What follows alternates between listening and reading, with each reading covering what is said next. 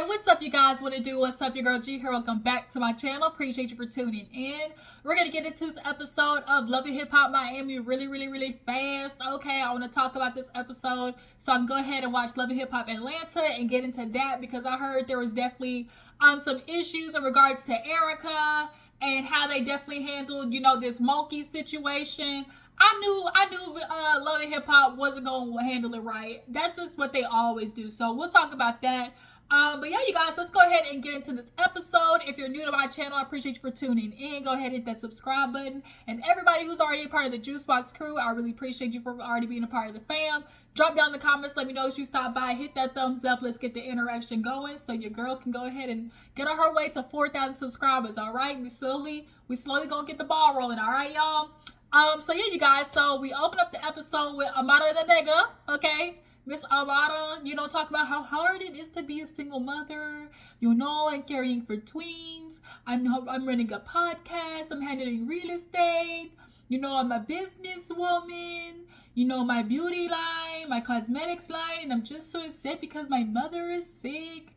And I just don't want to put all that stress on her, So basically, Amara, this is unfortunately what happens when you allow yourself to be emotionally involved with the man who don't give a fuck about you. Ladies, we gotta stop. We gotta stop having babies by these men who don't deserve their legacy to be continued. Point blank, period. Not only did you have a baby, but you had twins, and daughter twins at that.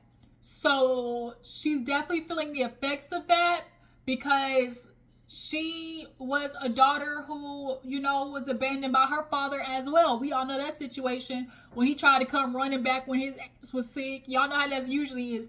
These niggas be on their deathbeds. Then all of a sudden want to start, please and thank you, Lord. I want to contemplate for my sins. I want to read in the name of Jesus. And how I'm just, they want to do all that, They want to do it all when they come down to them, being on their deathbed. So, it's a lot of stress for her. She's talking to her mom just about, how complicated it is, being a businesswoman, a single mother, trying to handle everything and not having support. Like, damn, y'all, it is very hard. And the fact that just the rise of single mother out of here, it's rough out here in these streets for women. So yeah, the mom was like, well, go out with Safari. And then she's like, well, he's in Jamaica, And so she's like, the mom brought up marriage. And Amara was like, me and Safari just made up, but I'm gonna have to slow down with him. But I'm glad your eyes is kind of widening up, Amara. The fact that you even messing with this dude in the first place is crazy. But yeah, sorry, Mama La Negra, marriage is the last thing that needs to be coming out of anybody's mouth when it comes to Safari, okay? So next we have Miami Tip. I guess she wrote a book. So she's in the strip club having a little book sign and whatnot. And Joy stops by to talk to her. And Joy basically just brings up, they obviously you're talking about Bobby in the club or whatever. And Joy was like, yeah, girls, I don't know what, Zoey Brink's problem was, but I didn't like how she came up talking about, Mean Girls. And Joy was like, I was triggered. And she's like, at the end of the day, people see Trina, but, we have real shit that we handle. And that's understandable. Like, obviously, we see people as these celebrities, but they still are humans. They handle their stuff. They have their life experiences as well. Trina, she's like, Trina's still dealing with the loss of her niece. I forgot, I think her name was Sugar or something like that. So, yeah, Trina's out here and everything, but she's still human. And that is fair, Joy, but I feel like, unfortunately, we are not acknowledging how Trina is going through all these things and just how she's emoting that and kind of projecting that to other people. That's something that we definitely, need to address. Like, Trina need to be on somebody's couch. And who else need to be on somebody's couch? Zoey Brinks. And we'll talk about that when we get to the end of the review. But she was like, yeah, I just don't like how she tried to come up and then group us all together talking about Mean Girls, which Zoey, that's really where you effed up even you saw all these girls and it immediately turned it into a me versus them thing. And it shouldn't have been that. But I think that just really has to do a lot with obviously her upbringing. But yeah, Joy was like, I'm just not here for that. So Joy was like, but I heard, you and Eliza going back and forth and kids being brought up, like, what is going on? So that was one of the main questions too. I'm like, Tip, why are you so what she had a baby by Future? What is it to you? Why are you bothered so bad that if she did trap this nigga, like, why are you so upset? And so Tip was like, well, the reason why I'm going against Eliza so hard is because I'm not gonna lie, like, she hurt me. She was a friend of mine, and the minute she got with Future, she just left all her friends in the dust. That's what she did? So she got with Future, and then you felt like, what did you, like, so she had a my man moment. She got with Future, and then what it sounded like, Tip, is you expected her to get with Future, and you was gonna be her tag along while they was flying around the world. It was sounded like you was wanting her to bring you along for the hustle. That's what it sounded like, Tip. Because what was your expectation of her getting with, like, what do you mean? She got with Future, just left all of us hanging. What do you mean? So she was messing around with Future, so she was with her dude for the moment. But that doesn't equate, like, the punishment don't fit the crime. So she went around with Future, they was having a, fling and whatnot. And then so you felt like, oh, well, because you, like, left me in the dust, like, now I'm going to blow up your whole spot. I'm going to tell the people how, you had this whole DNA test situation and whatnot. I'm sorry, y'all. It just feels like, Tip, you're giving real mad juice to, like, the strip club. Am I the only one getting that tease? It's giving real, I got in the strip club and I'm here longer than I wanted to be, and I'm watching these girls around me get in the strip club and find their little, hustles on the way at, and that don't seem to be happening for Tip. And so I kind of feel like she passive aggressive with the other ladies, or she'll see ladies and then y'all know she pulled up, let me be your manager. Can I be your manager? What song is that? Well. Okay. I'm gonna make you celebrity overnight. That's all Tip doing. Going up to all the girls, let me be your manager. So yeah, Tip, I'm sorry, y'all. That's just what it's feeling like. That just, the way she said it just gave like, well, what were you expecting? Like, oh, she got with Future and she left all her friends. So she got with Future and she left the strip club and she was with her nigga. Like, that's what was happening. But it's giving real. Tip expected her to make her a +1, found her one of Future's friends. That's what it sounded like to me, y'all. But she was like, yeah, she wanted to bring up, my son, but guess what? My son's on an academic scholarship, and your daughter, she getting arrested with mugshots. Well, we're not gonna talk about kids. So yeah. So after that, what happened after that? Let me think. I think that was when we get to the scene of Zoey Brinks talking to her dude. So kind of find out, y'all, Zoey Brinks got a man, my man that she's been with for 2 years. I think, yeah, she said 2 years. His name is like Kinley, something like that. Kelvin, I think it is. And so she was like, yeah, my man heard I was homeless and he worked, to find us a spot. So it sounded like both of y'all was, homeless. Either both of y'all was homeless or he was on somebody's couch or still living with his mama, his mammy. At least he found a spot. Like, I can't knock that. Like, she got a dude that went out there and got a spot for the both of them. So, I guess, kudos to that. Can't knock that, I guess. So she's in there cooking and whatnot and just discussing the whole situation of what happened at the club. And, she's like, she keep trying to call Joy the purse holder. I'm just not even understand, why her purse holder had to pipe up and say nothing. I wasn't even talking to her. I walked up and before I could even get anything out my mouth, she already talking back to me. Trina be having all these people around her that, she basically was like trying to say that Trina had nothing but yes men around her. But the thing is, Zoey, you're not really taking accountability. Like, you're not taking about accountability. She was like, oh, I don't even know why Joy was saying nothing to me because I was addressing Trina like it was a joke. First of all, your energy wasn't giving joke energy. It was giving passive aggressive. One. Two, you said mean girls, okay? Plural. Girls, So you were kind of addressing, you saw all, Trina and sitting with the girls. So I don't know if I'm walking up to the mean girls. So Joy was like, hold on, what do you mean mean girls? And then that's when you doubled down on the energy at the club, Zoey. Like, I really have a soft spot for Zoey because I see the armor and I know why it's there. But you and Trina have the same issue of like, yeah, you've had your hardships in life, but it don't give you the right to have that stank attitude, Zoey. I'm sorry, boo-boo. I'm sorry, it don't. And it don't give you the right to, like, you know what happens is, when you've been a fighter all your life, sometimes you'll create fights when there don't need to be any. Because that is just how you know how to go through life. It's just fighting your way through everything. And Zoey created a beef with Trina that kind of, like, that didn't really need to exist. Like, yes, she approached you in a way, that maybe it wasn't the most pleasant. But what did you think that was, even as a joke, but what did you think that type of comment was what type of energy that was gonna create? Walking up to Trina and be like, oh, I don't know if I'm coming up to the mean girl. It's like, what did you think was gonna happen after that, Zoey?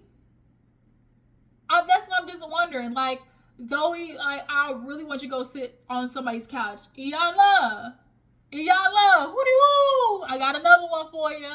But the boyfriend was like, look, she's like, yeah, because Zoey's like, I'm just so sick of this. Like, I'm not trying to be around because Trina might be having all these girls around and kissing ass, and I'm not gonna do it, for you to support me. Like, I'm not gonna deal with y'all disrespecting me, because what really happened is y'all try to, like, treat me like I'm your subordinate. And I was like, whoa, where did, like, she clearly, like, obviously she has insecurities, it's obvious.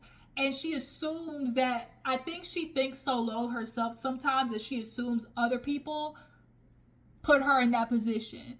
Because it wasn't giving subordinate with Trina and Joy until you kind of came up. And then when you kept doubling down and attacking Joy, that's when she was like, girl, like, chill out, you new here. And was it a kind of like a son moment?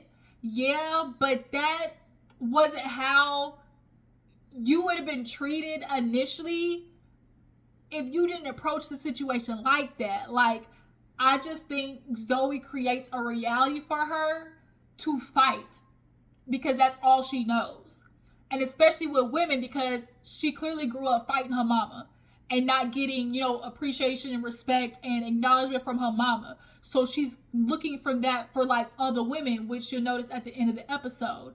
But yeah, the boyfriend was like, yeah, like, don't kiss ass, but, like, you and Trina working on being on this EP, like, is a big deal. Like, don't mess it up for yourself. So Trina and Super Cindy, they actually end up linking up, and Super Cindy's like, girl, what happened? And Trina filled her in, like, look, oh no, because Super Cindy was like, yeah, I'm glad you met Zoey Brinks, but, like, girl, what was happening that day, And Trina was like, look, I be having a lot on my plate. So when I came, I basically Trina was trying to pull the I came, I saw, I conquered. Like, yeah, shake hands, kiss babies, and dip. Get that bread, then leave. Peace out. So Trina was just trying to come in, kiss babies and leave. But even if that's true, the energy that came with it, like, Trina just carries an energy of, like, F all y'all, like, immediately. Rest in bitch face, kind of. And so Zoey felt that. Everybody in the room felt that energy. And so she was just like, yeah, I think Trina knew her energy was off. And that's how she kind of explained to Super. Like, she was like, I just be going through a lot. And, like, Trina knew, like, for her, I think deep down Trina knew, like, her energy was whack. Like, I could tell in that scene. But then not only that, I do think a lot of her energy being not super pleasant too was when she finally realized who Zoey Brinks was. She didn't look how she expected to look as well. Like, y'all dropped in the comments, do y'all think that kind of played a part in how, you know, that interaction went with Trina? Because I think a little bit, like a little smidge of that played in it too. I really do feel like just a touch played into that too. But yeah, so she was like, but then, you know, I met her at Bobby's, you know, single release party, and she would have come up to me talking about, oh, you know, the mean girls. So Joy felt like, you know, we all felt grouped into that because she said, girls, once again, Zoey, girls, take accountability. You grouped everybody together. So Joy, being her cousin, of course, is gonna like feel like, all right, girl, like, what you mean? Like, and then being her cousin, like, she gonna pipe up for Trina. Like Joy said, like, I feel, obviously I'm gonna feel protective of my cousin. And so, she was like, yeah. And so Super Cindy's like, well, I don't know what this means for, you know, the EP, because she got girls like Flo Milli. Y'all, I freaking love Flo Milli. Like, drop down the comment if you a Flo Milli fan. Okay, that song Weak, where she samples SWV, that is my jam. No, bring it supposed to be. No, bring it back in and she did a photo of me. Throw that cash, run it up. Throw that cash, run it up. Throw that cash, run it up. Now pass that ass. Hey. Yeah, go check out Weak by Flo Milli. That is the jam. So yeah, Trina was like, yeah, you know, I mean, this definitely is the elephant in the room, but just for how I'm working right now, you know, at the end of the day, Joy, that's my cousin, that's my family, so you know how I'm rocking. And at this point, like, I don't know if I can work with her. And so I do think Trina, I think she's just not looking to add more to her plate. And I also think she's not as good of a mentor as I think Trina thinks she is. Like, mentoring is not for Trina. Like, that's just how I feel. I just feel like mentoring is just not the space that Trina might be the best in, because I don't think she handles confrontation well. I don't think she handles being challenged well. And I don't think she don't even know how to handle her own emotions. So she, let alone, ain't gonna be able to mentor and handle maybe like a mentee's emotions and what they're going through in life. Like, that's just not where she's at, you know? So yeah, she's like, you know, I don't think I'm gonna work with Zoey. It's time for, you know, the poker night, because Princess is doing a poker night. And, you know, everybody's showing up, a model of Negra. She's like, you know, I haven't seen Vonshae. And so Vonshae actually shows up, and, you know, it's giving real awkward energy. And so she's like, girl, how you been? What you been up to? She's like, you know, busy being a mom. So she's like, well, let's cheers. Amara was not trying to get into it, but Amara knows that she was not giving Vonshae real friendly energy. She knows deep down. Amara knows deep down that she, you know, kind of distanced herself, because she said it which at the beginning of the episode. She was like, yeah, you know, I haven't necessarily talked to Vonshae, but you know, what did you expect? You're asking for GoFundMe, but you're flaunting a certain lifestyle. Like, what did you expect was gonna happen? I think Amara Neck low-key believes that they was frauding. I think that's why she distanced herself, because I think Amara Negra low-key feels like they was defrauding the GoFundMe. I really do believe that. And she ain't want that type of, you know, birds of a feather flock together type of connection. I really do think she believes that they frauded the GoFundMe. They defrauded GoFundMe. So yeah, so they sit down at the table. Shay shows up. That jacket was super cute that Shay had on. The outfit, really. So they start getting to trying to play poker, and Amada's like, oh, Suki comes in. Then Amada's like, yeah, I invited, you know, a girl that I'm really good friends like that. She got her my new best friend. See, Amada nigga, you one of them hoes. You one of them hoes that got a new best friend every year.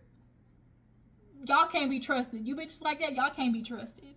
So Eliza comes in, she sits down, and I was like, yeah, you guys, you know, she's been helping me with our real estate. You know, we've been chatting. You know, she's a mom. Like, y'all got to get to know her, because she's like my new best friend, and I want her, you know, to get to know you guys. So Amanda knew my new best friend. Like, she knew what she was doing. So Vonshae was like, "Oh, really? Like y'all know each other like that?" And so she's like, "Girl, I just hope Amada's a better friend to you than she was to me." And Amada's like, "What?" She's like, "Let's quit acting like let's address the elephant in the room, and the elephant is me." Amada's like, "I wasn't trying to, do that right here, right now." But Sukiyata messy ass, she was like, "Wait a minute, what?" She's like, "I feel the energy change. What's going on? What's going on here?" So Vonshae was like, "Yeah, Amada, where were you at? Like, I ain't heard from you in weeks." And she's like, "Well, I got things going on with myself." She's like, "And I do too, but I should make sure to reach out and check on you and your mom." She's like, "Are you haven't been a good friend?" She's like, "Well, I haven't." She's like, "Do you think you have been?"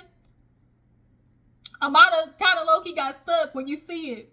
And she's like, "Well, I just got so much going on." She's like, "Excuses. Like, I reach out to you, and the truth is, like, I do believe, like, Amada admitted, she's like, she distanced herself. And Amada, unfortunately, I do feel like she's a fickle friend. It's very obvious. She's one of those girls who get in my man and they disappear from their friends. She's definitely like Amada. I'm watching you in my good eye. So Vonshae had enough. She was like, "Girl, you ain't check up on me. I had people telling me to off myself, and where were you at? Like, where were you?" So Vonshae stands up, Amara stands up. They start, F this, F that, bitch this, bitch that, throwing poker chips. So they put Amara in the hallway. Vonshae's like, "Bitch, let me go call my therapist." So Amara's like, "Y'all got me in this hallway like I'm some bum ass bitch." But she was mad. So she goes back in the room, talks to Princess, and Princess is like, "Girl, damn, what the happened?" She was like, "Look, I know I haven't talked to Vonshae, but I just got so much going on in my life." And that's what you could have just told Vonshae. Like, yeah, it's clear that y'all was like a little Three Musketeers situation. So I do think, like, when you do start to garner start garnering a relationship and friendship, I could tell they all kind of like was getting like pretty close. So Vonshae did have expectations that you would continue like a friend relationship, but Vonshae, this is just a lesson in life, like of you just can't put those expectations on other people, but also expecting yourself out of other people, because I used to be the same way of like constantly reaching out to people, wanting to be the one to plan stuff.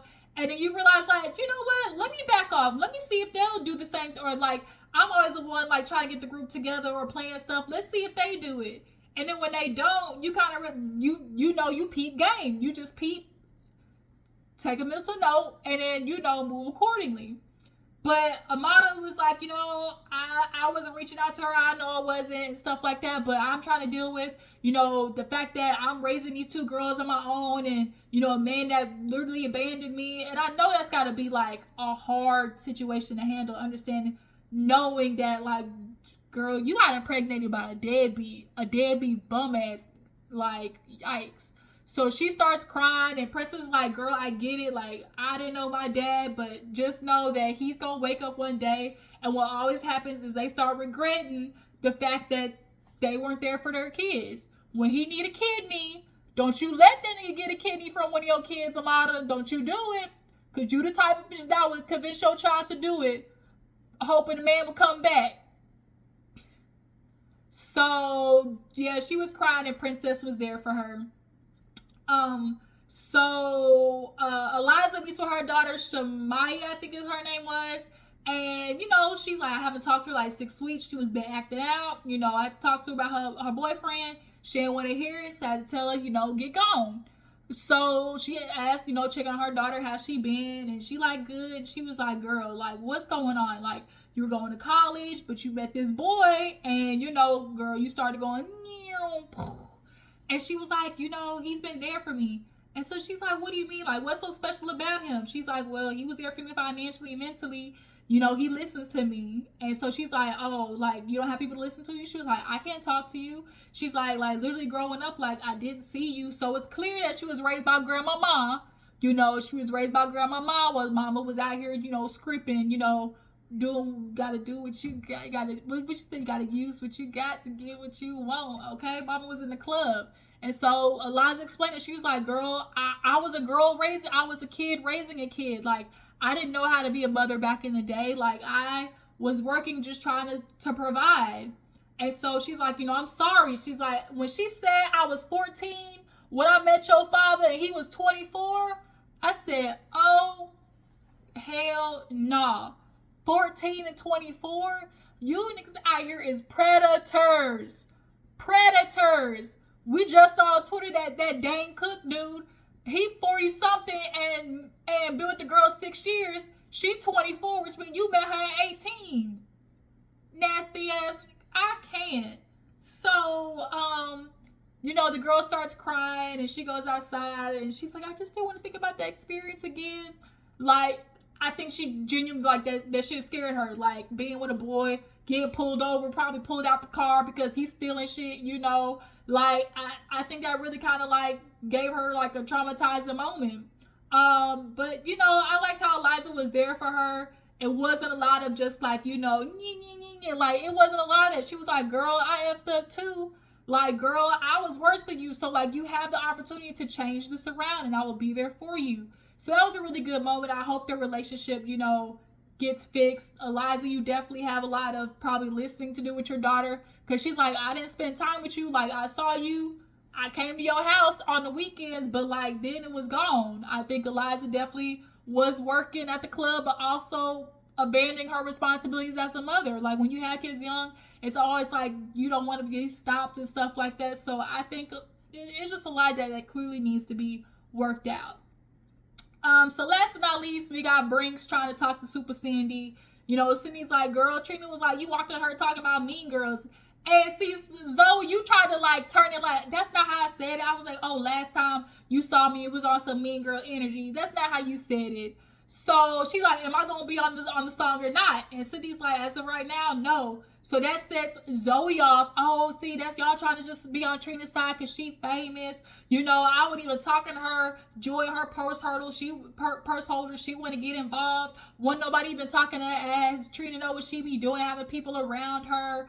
It was just like Brinks. And she get all hyped up and Super's like, girl, if you don't come, bring it down. She's like, girl, I'm not even mad at you. It ain't about talking loud. Like, she just uses, as much as she hates, as much as she's insecure and hates the body that she's in, she uses it to back people up off her. She gets, she swells up and she gets loud and, I can't wait till I get bigger than Trina because y'all kissing her ass, y'all on her side. And Cindy's like, it's not even about sides. Like, you went up to her, like, nobody told you to do that. And then when that happened, Zoey, you're not taking account for the fact that you could have walked away. You didn't have to respond to her like that. You said it was a joke. You could have simply was like, girl, I was just joking. Like, when Joy was like, what have been Mean Girls? You could have simply said, girl, I was just joking. But you kept going because that's the only way you know how to operate. And that you got to acknowledge that.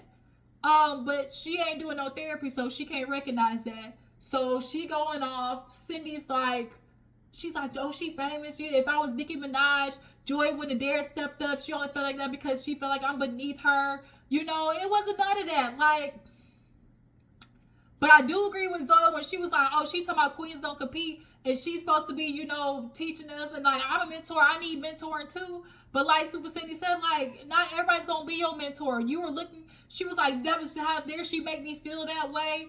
And it was like, I think Zoe was looking for a type of validation. And Trina didn't give her that. So it kind of made her feel worse about herself. And so you got a lot of self-esteem that you just have to work on yourself, Miss Zoe Brinks. And you were looking for other people to put that in you. Like, she's like, oh, how you made me, like, the way she made me feel. And all these things like that. Like, I really feel for Zoe. But, girl, it still don't give you the right to, like, act the way you be acting. Point blank, period. So, that's where the episode ended, you guys. I really appreciate you for tuning in. Y'all make sure to follow my Instagram and Twitter. Tell me what you feel about the episode in Miami so far. Do you guys feel like Amara La Negra is not a good friend and abandoned Vonshae? How do you guys feel about Eliza being an addition to Miami? And what do you guys think about Tip and her going after Eliza? Y'all feel like she a little sketch? But I appreciate y'all for tuning in. We'll see you next time.